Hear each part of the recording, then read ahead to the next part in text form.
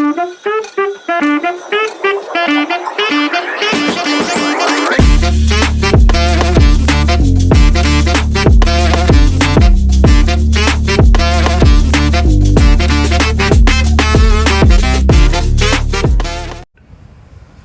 Morning વિદ્યાર્થી મિત્રો, તમે જેમ એક વિદ્યાર્થીએ કોમેન્ટ કરેલી હતી કે દિશા અને અંતર નામના ચેપ્ટરમાં એક એવો રિવિઝન લેક્ચર ગોઠવો કે જેમાં 4 રીતના એક દાખલા આવી જાય. ઠીક છે, તો આજે આપણે એ લઈને આવ્યા છીએ. બધા વિદ્યાર્થીઓને ગુડ મોર્નિંગ અને જય માતાજી.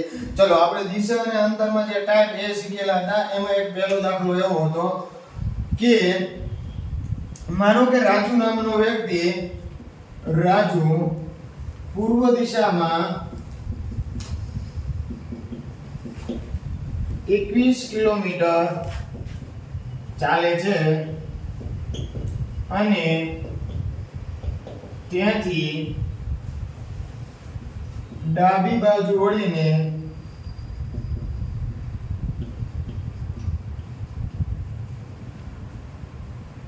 18 કિલોમીટર ચાલે છે.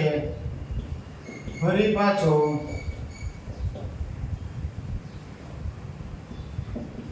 ડાબી બાજુ વળીને 15 કિલોમીટર ચાલે છે.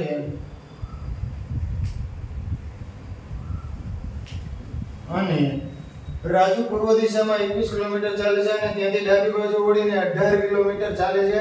ફરી પાછો ડાબી બાજુ વળીને 15 કિલોમીટર ચાલે છે અને અંતે ડાબી બાજુ વળીને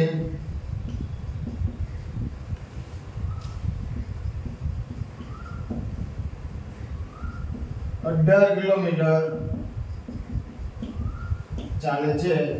તો હવે રાજુ તેના મૂળ સ્થાનેથી કેટલો દૂર અને કઈ દિશામાં હશે? આ કાંઈ એ તો વિદ્યાર્થી મિત્રો એ પ્રકારનો દાખલો છે. તમને બધાને અમે ભણાવી દીધેલું છે. આ માત્ર અહીંયા ઘણા અત્યારે રિવિઝન થાય છે તો તમે જોજો, જ્યાંથી શરૂઆત કરો અહીંયા કંઈક આવું અલગ નિશાન આપી દેવાનું અને અહીંયા રકમમાં જે પ્રમાણે કીધું હોય એ પ્રમાણે સ્ટેપ બાય સ્ટેપ ચાલવાનું. રાજુ પૂર્વ દિશામાં 21 કિલોમીટર ચાલે છે તો પૂર્વ દિશા થઈ, ચલો 21 કિલોમીટર ચાલાયો. ત્યાંથી ડાબી બાજુ વળીને 18 કિલોમીટર ચાલે છે. અહીંયાથી ડાબી બાજુ વળીને 18 કિલોમીટર ચાલ્યો. ફરી પાછો ડાબી બાજુ વળીને 15 કિલોમીટર ચાલે છે. તો અહીંયા ડાબી બાજુ આ સાઈડ થાય અને 15 કિલોમીટર ચાલે છે. ઓકે, ડન છે. ચલો, એટલું ચાલ્યું અને અંતે ડાબી બાજુ વળીને 18 કિલોમીટર ચાલે છે. આ 18 નો ગાળો છે, આ 18 નો ગાળો થાય એટલે એક્ઝેક્ટ આવી રીતે અહીંયા 18 કિલોમીટર ચલાવી દેવાનું.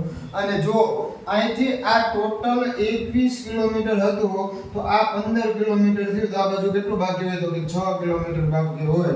તો રાજુ તેના મૂળ સ્થાનેથી કેટલા કિલોમીટર દૂર છે? તો 6 કિલોમીટર દૂર છે.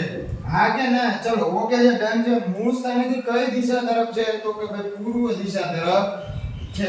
આ આપણો જવાબ જો એકદમ સિમ્પલ હતું. આ ટાઈપ એ પ્રકારનો દાખલો હતો. ઠીક છે, આમાં ગમે એ પ્રકારની આકૃતિ બને, ક્યારેક આખું ચોરસ બની જાય, ક્યારેક આમ તમને અડધું બતાવતા હોય. માનો કે એક આમ દિશા હોય, આટલું માપ આપેલું હોય, એક આમ આટલું અને એક આમ આટલું હોય, પછી આ માપ પ્રમાણે તમારે અહીંયા જવાબ આપવાનો હોય.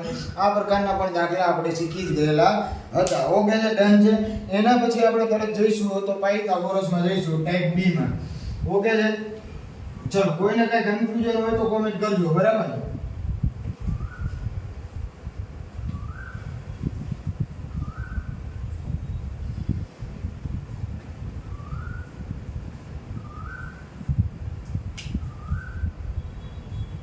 પાયથાગોરસમાં આપણે હવે જઈએ કે પાયથાગોરસમાં કયા પ્રકારનો હોય. માનો કે અજય પશ્ચિમ દિશામાં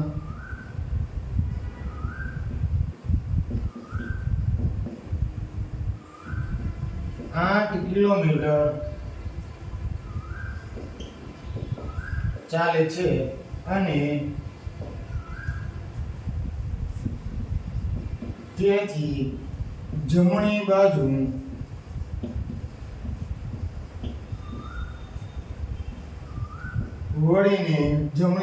વળીને 15 કિલોમીટર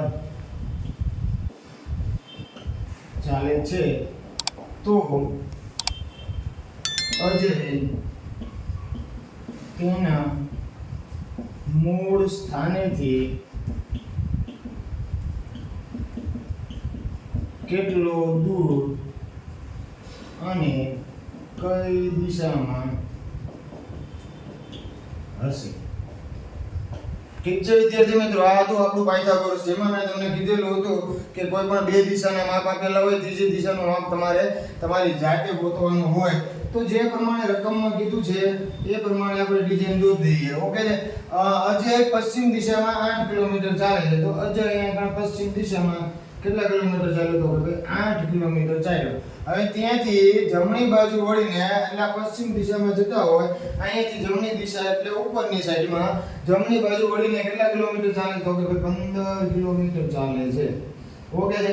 તો અહીંયાથી શરૂઆત કરી લીધી, અહીંયા જતા અટકી ગયેલો હતો તો આપણે આ માપ ગોતવાનું થાય. અને પાયથાગોરસમાં મેં તમને કીધેલું જ હતું કે AC નો વર્ગ બરાબર AB નો સ્ક્વેર પ્લસ BC નો સ્ક્વેર.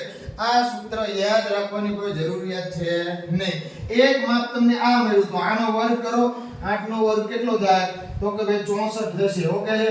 પ્લસ આ બીજું માપ તમને આ મળ્યું તો એનો વર્ગ કેટલો થાય? 15 નો. તો તમને બધાને ખ્યાલ છે જ કે 15 નો વર્ગ કેટલો થાય? તો કે ભાઈ 225 થાય. આ જે 8 નો વર્ગ 64 અને 15 નો વર્ગ 225, આ બંનેનો સરવાળો કરી દેવાનો. કેટલો સરવાળો થશે? 64 ને 289 થશે ભાઈ. કેટલો થશે? 289. એને આપણે વર્ગમૂળમાં મૂકવાના છે. ઓકે છે. ડન છે. હવે 289 ને વર્ગમૂળમાંથી બહાર કાઢવા હોય તો કેટલા નીકળે? તો કે ભાઈ 17 નીકળશે. હા કે ના? ચલો આ હતું એકદમ સિમ્પલ. વર્ગમૂળમાંથી કેવી રીતે બહાર કાઢવો નેક્સ્ટ લેક્ચરમાં, એટલે કે આના પછીના હવે લેક્ચરમાં ગણિતની શરૂઆત કરી દઈએ છીએ. એમાં પહેલું જ ચેપ્ટર વર્ગ અને વર્ગમૂળ આપણે શીખવાડવાનું છે, જેથી કરીને આ દિશા અને અંતરમાં તમારે કોઈ તકલીફ પડે નહીં. ઓકે છે. 17 જવાબ આવશે. અને કઈ દિશા? તો કે ભાઈ વાયવ્ય દિશા આવશે. કઈ દિશા આવશે? વાયવ્ય. ઓકે છે. ડન છે. ચલો ઠીક છે.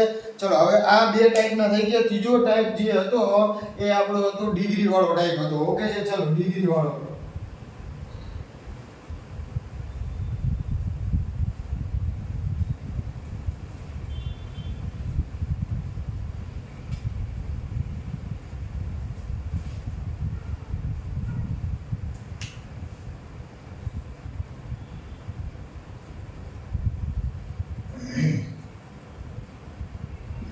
ચિરાગ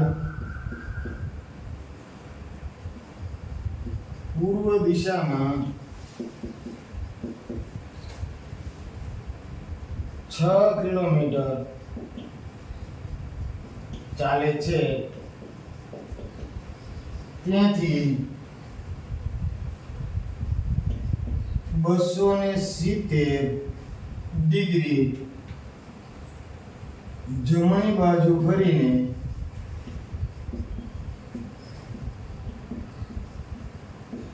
270 ડિગ્રી જમણી બાજુ ફરીને 10 કિલોમીટર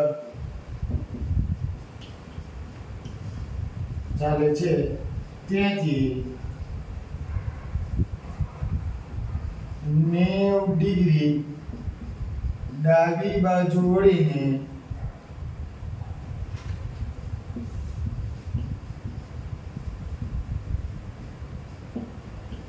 8 કિલોમીટર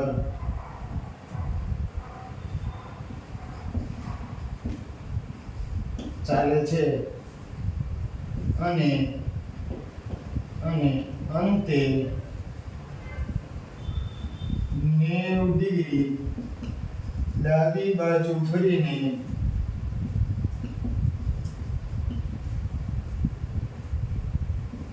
10 કિલોમીટર ચાલે છે.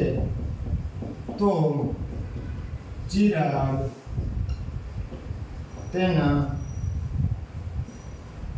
મૂળ સ્થાનેથી કેટલો દૂર અને કઈ દિશામાં હશે. ઠીક છે, ચલો વિદ્યાર્થી મિત્રો, આપણી સમક્ષ આવી કઈક રકમ હતી.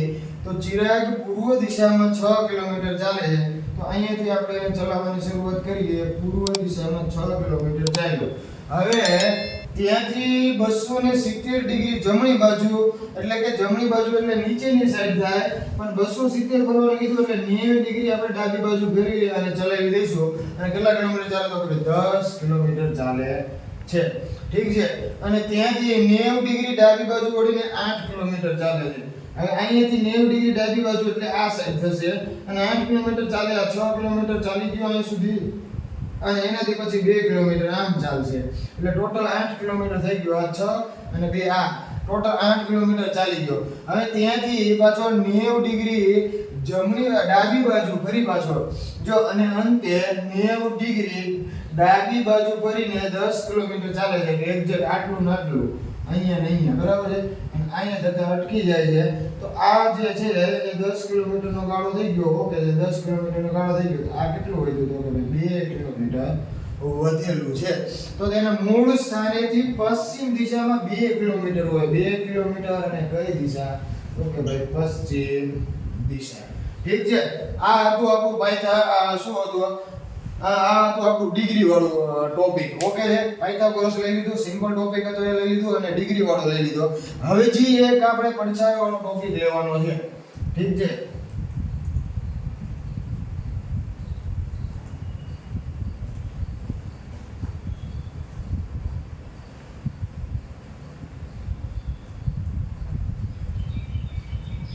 પડછાયો વાળો ટોપિક જે છે એમાં તમારે એક જ વસ્તુ યાદ રાખવાની હતી કે પડછાયો હંમેશા સૂર્યની વિરુદ્ધ દિશામાં પડે. આ એક વસ્તુ તમારે યાદ રાખવાની હતી. એના ઉપરથી તમને સોલ્યુશન તમામ મળી જશે. ઠીક છે, તો ચાલો, શિલ્પા સાંજના સૂર્યાસ્ત સમયે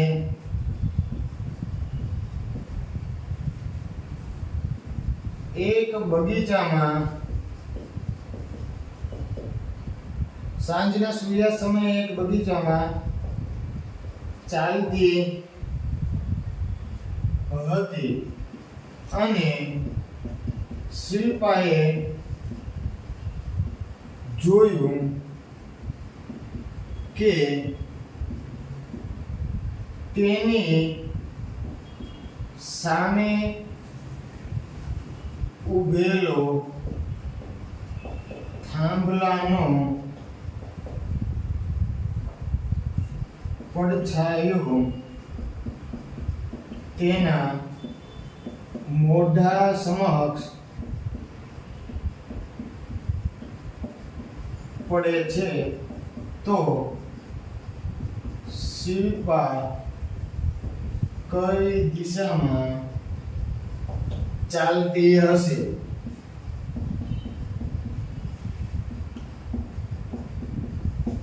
જો વિદ્યાર્થી મિત્રો, અહીંયા તમારે ધ્યાન એ જ રાખવાનું છે કે શિલ્પા સાંજના સમયે, સાંજના સૂર્યાસ્ત સમયે, એટલે સૂર્ય અહીંયા ગણે આથમતો હોય, બરાબર છે, 6-7 વાગે માણસો બગીચામાં વોકિંગ કરવા નીકળે. એવી રીતે આ શિલ્પાબેન સાંજના સમયે વોકિંગ કરવા નીકળેલા હતા અને શિલ્પાબેને જોયું કે એની સામે એક થાંભલો ઉભેલો છે. માનો કે અહીંયા ગયા એક આ થાંભલો ઉભેલો છે. ઠીક છે, આ એક થાંભલો ઉભેલો છે.